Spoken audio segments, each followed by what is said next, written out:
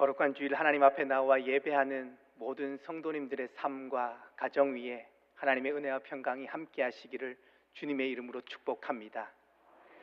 특별히 대림절을 보내고 있습니다.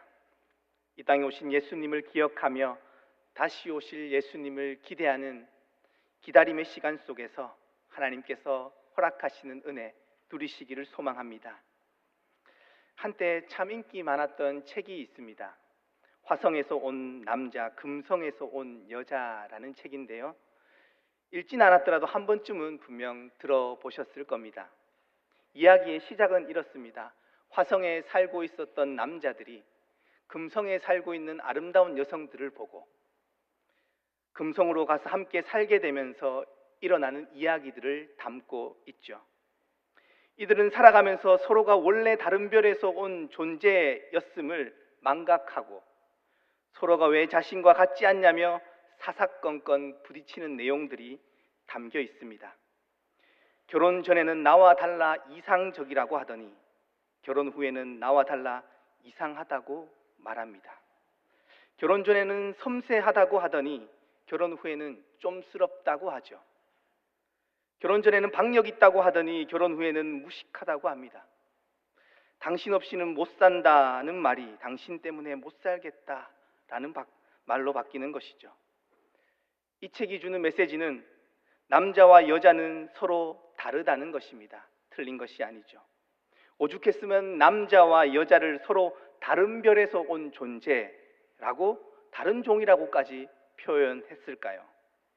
이런 남녀가 한 지붕 아래에서 가정을 구성하여 함께 사는 것만 해도 기적이고 은혜라고 표현할 수 있겠죠. 같은 하늘 아래에서 살아가는 인간도 서로가 서로를 이해하지 못하고 서로를 온전히 모르는 것, 그것이 우리의 현실입니다. 하물며 우리와는 전혀 다른 초월적인 하나님, 전적인 타자라고 표현할 수밖에 없는 하나님을 우리는 어떻게 알 수 있고 그분과 만나고 교제할 수 있는 것일까요? 이 땅을 살아가는 모든 그리스도인들의 질문일 것입니다. 지금 여기서 하나님을 경험하고 만나고 싶은 것이 모든 신앙인의 소망이죠. 우리의 인식의 틀 안에서 하나님을 경험하고 싶은 그러한 마음일 겁니다. 그럼에도 우리는 이 질문 앞에 솔직하게 대답할 수 있는 것은 아마도 하나밖에 없을 겁니다. 인간의 능력으로는 하나님을 만날 수 없다는 고백, 이것이 우리의 솔직한 고백이죠. 우리는 하나님을 찾고 구하지만 인간에게는 하나님께로 나아갈 능력이 없기 때문입니다. 우리가 하나님을 인식하는 유일한 길은 하나님께서 우리에게 자신을 드러내 보여주실 때이죠. 우리는 이러한 이것을 신학적인 용어로 계시라고 표현합니다. 하나님께서 자신을 드러내시는 사건, 그것이 바로 계시의 사건이죠. 성경은 이러한 계시의 사건들을 기록해 놓은 하나님의 말씀입니다. 믿음의 사람들을 찾아가셨던 하나님, 그 찾아오신 하나님께 인간은 어떠한 방식으로 응답했는지를 성경은 우리에게 보여주고 있습니다. 아브라함을 찾아가셨던 하나님은 약속의 말씀을 주시며 아브라함을 이끄셨죠. 모세를 찾아가셨던 하나님은 자신을 표현하시길 스스로 있는 자라 말씀하셨죠. 그렇게 불타는 떨기나무 앞에서 모세를 만나 주셨고 그에게 사명을 맡기셨습니다. 믿음의 사람들은 찾아오시는 하나님, 그분의 말씀에 응답하는 방식으로 하나님을 마주했었습니다. 출애굽의 가정 속에서 만나게 되었던 하나님, 그 하나님은 언제나 놀라운 사건으로 이스라엘 백성들에게 다가가셨습니다. 홍해를 가르셨고 반석에서 물이 나게 하셨으며 만나와 메추라기로 먹이시며 불기둥과 구름기둥으로 그들을 이끄셨죠. 그럼에도 하나님은 자신의 모습을 온전히 드러내어 보이시지 않으셨습니다. 그랬기에 이스라엘 백성들은 자신의 눈에 보이지 않고 그들의 손에 온전히 잡히지 않는 하나님, 그 하나님이 진정으로 자신들과 함께 하시는지 불안했을지도 모르죠. 그 불안은 내재되어 있다가 불현듯이 불쑥불쑥 삶의 현장에서 드러났습니다. 불평과 불만의 형태로 우상 숭배의 방식으로 말이죠. 대표적인 사건이 모세가 십계명을 받기 위해 시내산에 올라갔을 때 모세가 없는 그 틈을 견디지 못하고 금송아지를 만들었던 사건입니다. 이와 유사한 사건은 이스라엘의 역사 속에서 계속해서 끊임없이 반복되었습니다. 우리의 마음 깊숙한 곳에 자리 잡고 있는 근원적인 불안, 그 불안 때문일 테죠. 인간의 유한함입니다. 눈에 보이지 않는 하나님을 믿고 의지하는 것이 어느 순간 마치 물을 가르는 것만 같이 느껴지는 순간을 마주하기 때문입니다. 그래서일까요? 전도서의 기자는 자신의 삶을 마치 바람을 잡는 것만 같다라고 표현했죠. 눈에 보이는 것을 잡고 싶은 인간의 욕망, 그 욕망은 이스라엘의 역사 속에서 우상 숭배의 방식으로 반복적으로 드러났었습니다. 그들은 하나님을 이 땅에 있는 그 무엇인가로 치환시킴으로써 눈에 보이고 눈에 잡히는, 손에 잡히는 그 무엇인가로 바꿈으로써 자신의 불안을 다루려고 했습니다. 예언서에 등장하는 선지자들은 하나 같은 목소리로 형식적인 예배를 떠나 삶으로 드리는 예배를 요청했습니다. 호세아는 하나님께서 번제와 제사를 원하는 것이 아니라 하나님을 바르게 아는 것, 이내의 삶을 원한다고 선포했으며, 미가는 하나님께서 원하시는 것이 오직 정의를 행하며 인자를 사랑하며 겸손하게 내 하나님과 함께 행하는 것이다, 그렇게 선포했습니다. 하나님은 이스라엘 백성들을 향해 눈에 보이는 외적인 형식, 율법만이 아니라 보다 근원적인 하나님의 성품, 그 성품을 그들의 삶 속에서 따르라고 끊임없이 요청하셨습니다. 그럼에도 이스라엘은 눈에 보이는 그 방식을 계속해서 집착했고, 선지서의 마지막 책인 말라기를 보시면 하나님과 이스라엘 백성들의 대화 속에서 엄청난 간극을 우리는 느끼게 됩니다. 하나님은 이스라엘 백성들을 향해 이스라엘 백성들을 사랑하셨다고 말할 때 그들은 하나님께서 우리를 어떻게 사랑했냐고 되묻습니다. 하나님은 너희가 내 이름을 멸시했다고 말씀하시는데 이스라엘 백성들은 우리가 어떻게 주의 이름을 멸시했냐라고 그렇게 되묻고 있죠. 또 하나님은 너희가 조상의 언약을 깨뜨렸다고 말씀하시는데 우리가 어떻게 그 언약을 깨뜨렸냐고 그렇게 되묻습니다. 이스라엘 백성들의 모습이죠. 하나님께서 무슨 말씀을 하시는지 도무지 이해하지 못하고 있었던 이스라엘 백성들이었습니다. 눈에 보이는 형식만 붙잡고 있었기 때문이었죠. 이스라엘 백성만 하나님을 제대로 이해하지 못했던 것일까요? 오늘을 살아가는 우리도 크게 다르지 않을 겁니다. 모든 인간은 하나님의 뜻을 온전히 알지 못합니다. 하나님께서 우리에게 보여주시는 만큼 우리는 그 하나님을 알 수 있음에도, 보여주시는 만큼 하나님을 알 수 있음에도 그것조차도 제대로 이해하지 못하는 것이 우리의 현실이죠. 우리를 향한 하나님의 사랑은 이 엄청난 소통의 간극, 이 간극을 메우기를 원하셨습니다. 그래서 우리의 머리로는 도무지 상상할 수 없는 그 구원의 역사를 하나님은 계획하셨습니다. 건널 수 없는 존재론적인 차이를 넘어 들어오시는 일, 바로 성육신의 사건입니다. 인간의 범주에서 인식할 수 없었던 그 하나님을 우리가 보고 만지고 경험할 수 있도록 우리의 인식 안으로 넘어 들어오시는, 우리 가운데 오시는 사건, 그것이죠.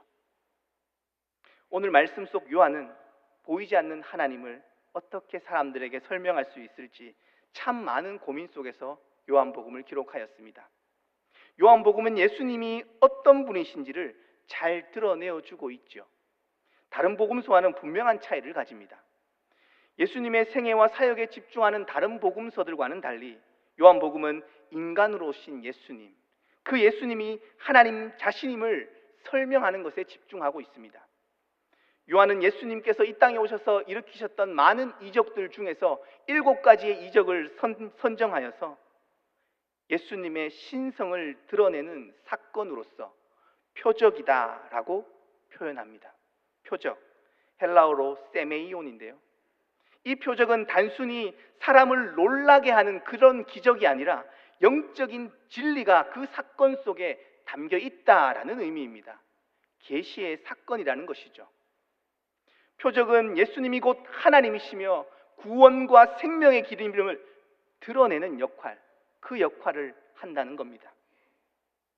요한복음이 기록될 당시의 시기를 보면 헬라 철학의 지배적인 영향 아래 있었던 그러한 시기였습니다.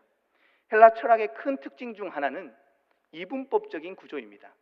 영적인 것과 육적인 것을 구분하는 이분법적인 구조를 가지고 있는 것이죠.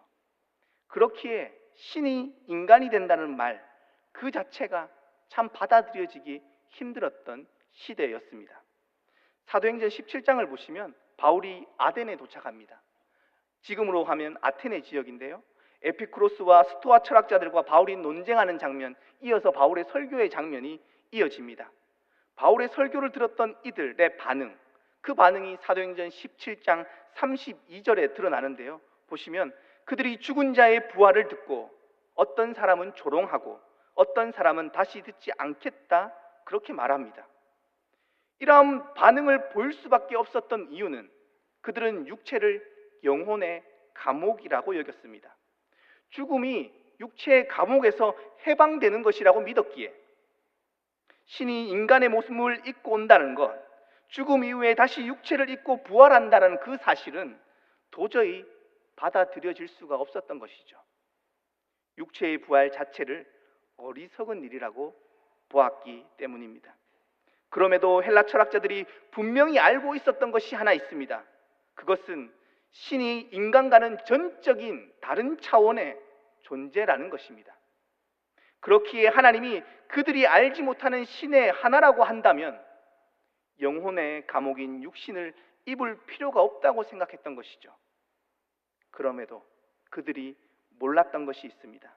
그것은 인간을 향한 하나님의 사랑, 그 경륜의 신비를 전혀 이해하지 못했던 것이죠. 헬라 철학자들은 하나님을 자신의 인식의 수준 안에서 지식적인 차원에서 사고하고 있었을 뿐이죠. 구체적인 삶의 자리에서 하나님을 사건으로 맞닥뜨리지 못했습니다. 하나님에 대해, 신에 대해 논했지만 하나님을 만나지 못했고 전혀 알지 못했던 이들이었다는 이야기입니다. 하나님은 사변적이고 지식적인 차원에서 만날 수 있는 분이 아닙니다. 전적인 은혜의 사건 안에서만 온전히 마주할 수 있는 분이시죠. 바울은 그렇게 다메섹 도상에서 주님을 만났습니다. 복음서를 기록할 당시의 맥락 안에서 요한이 속해 있었던 그 공동체는 아마 다양한 공격들에 직면했을 겁니다. 특별히 너희가 믿고 있는 예수님이 진짜 하나님이 맞냐고, 하나님이 왜 인간이 되셔야 했냐고 말이죠. 요한은 이러한 근원적인 질문을 품고 요한복음 1장을 서술하고 있습니다. 1절은 이렇게 시작됩니다. 태초에 말씀이 계시니라. 이 말씀이 하나님과 함께 계셨으니 이 말씀이 곧 하나님이시니라. 아멘.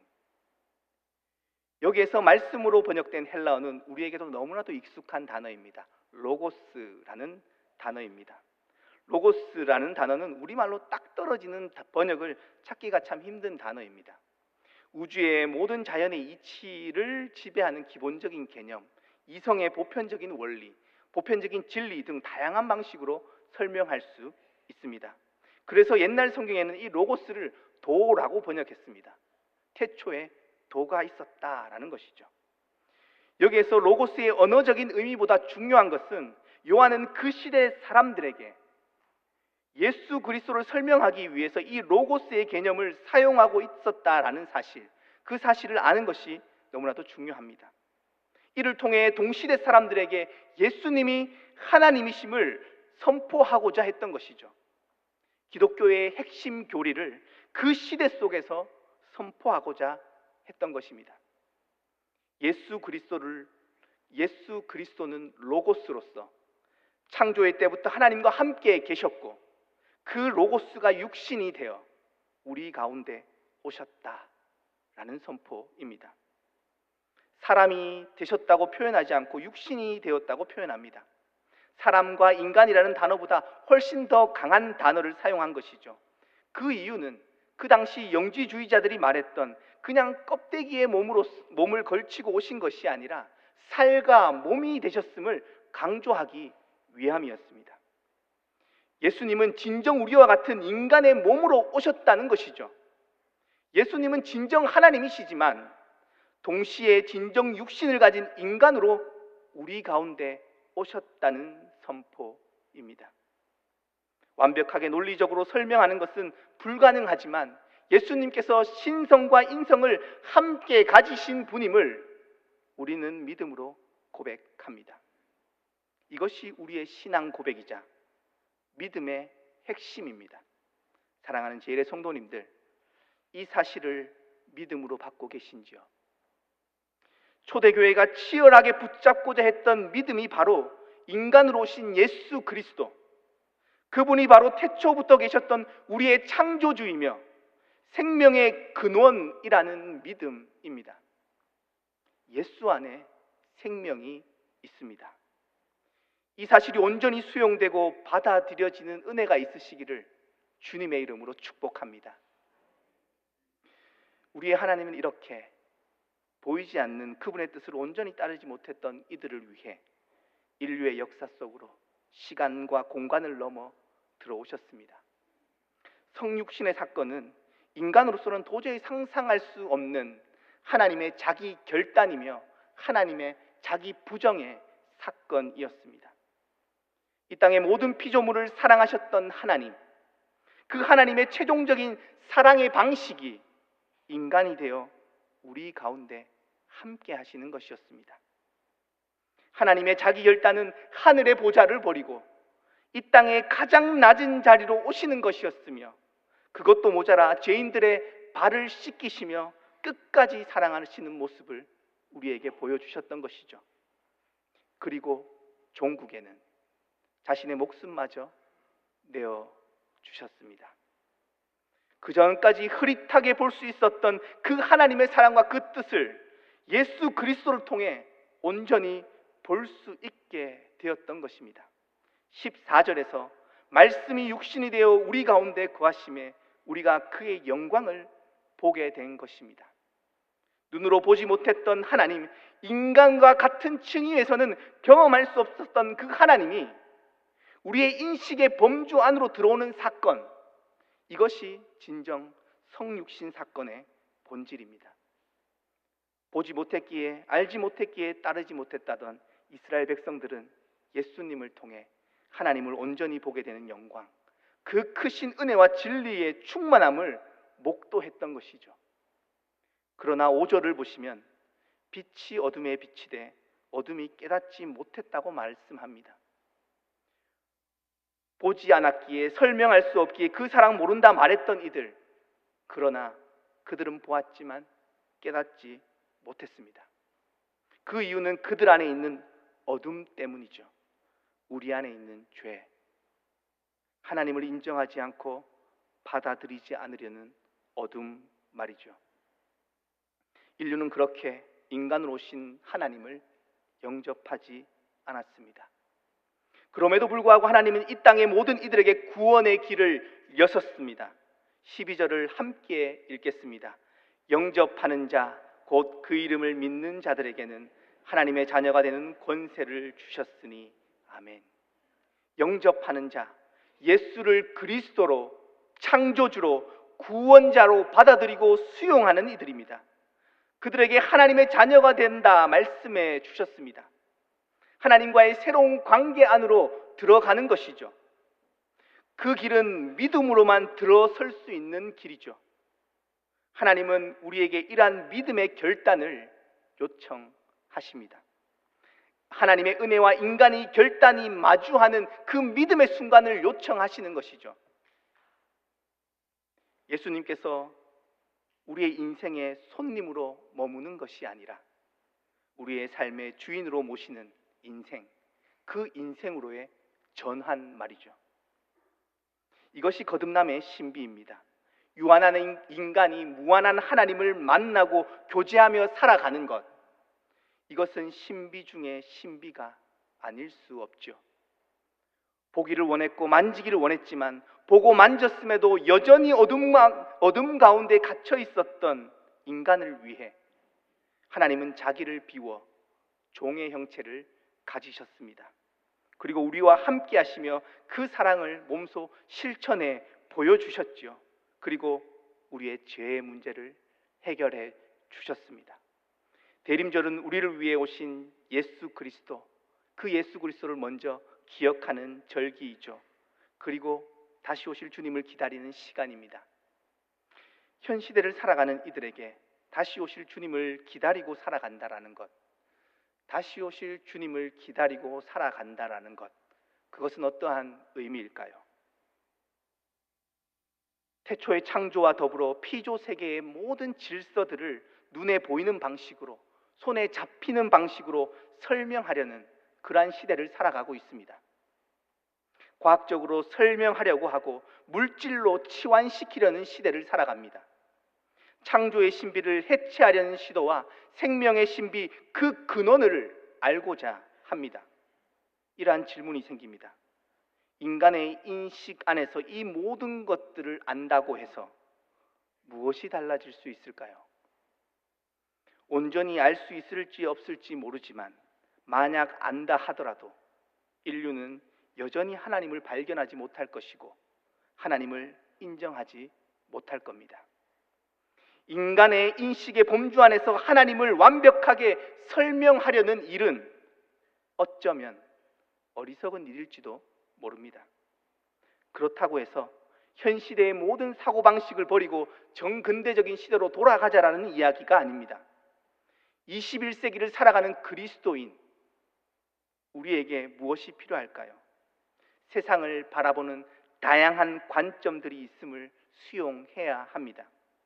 하나님이 창조하신 피조세계를 설명하는 방식이 다양한 층위의 방식들이 있음을 인정해야 하는 것이죠.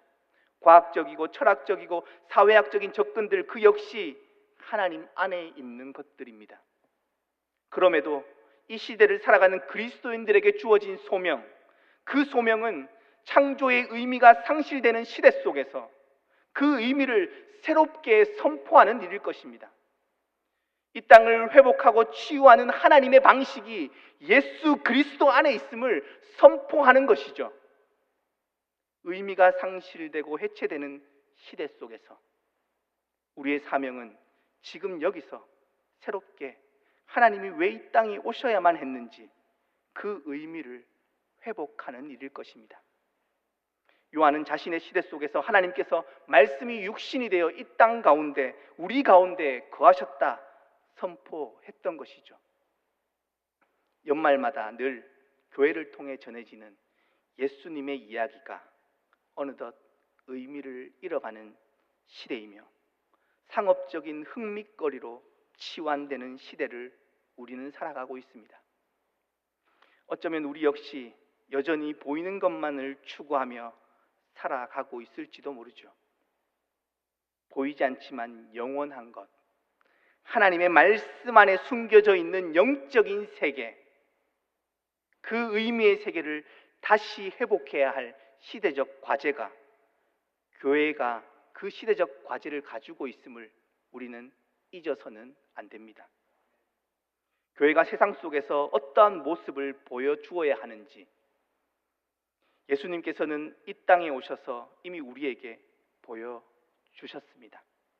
세상이 기다리는 교회, 그 교회의 모습이 어떤 모습인지 우리는 어쩌면 이미 알고 있습니다. 신적 정체성마저 벗어던지고 우리 곁에 오셨던 하나님, 죄인을 배제하고 차별하는 방식이 아닌 끌어안고 포용하는 방식으로 우리와 함께 하신 예수님의 삶을 기억하는 것입니다.